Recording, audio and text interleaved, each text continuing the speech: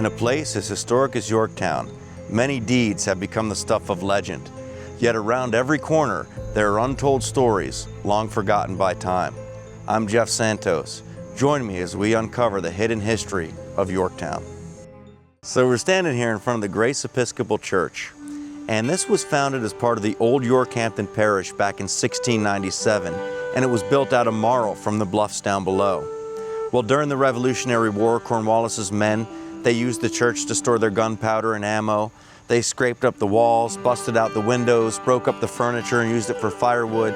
And by the time they left, they inflicted about 150 pounds worth of damage on the church.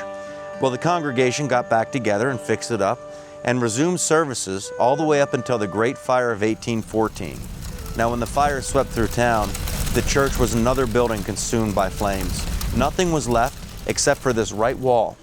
A man named Reverend Moore, he holds out hope and prayer that they'll be able to rebuild the church and bring the congregation back together as many started going their separate ways.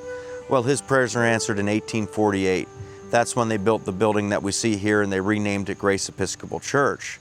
Now, what's interesting is the original marl wall is still encased in this right wall. They never tore it down. The wall that was left standing after the fire is still there. They just built up around it. And there's a little window in the side of the church that you can look through, and you can see that original structure. Well, during the Civil War, the church was used as a hospital, and many casualties were brought in and laid out here in the church. In 1863, when the Union Army was here in town, they accidentally ignited gunpowder that was stored over at the courthouse.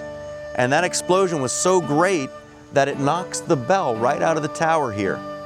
And the Union Army actually took that bell up north as a souvenir.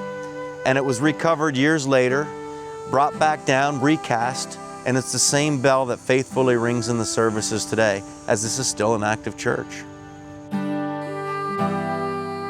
The story of Grace Episcopal Church is the story of hope, perseverance, and faith.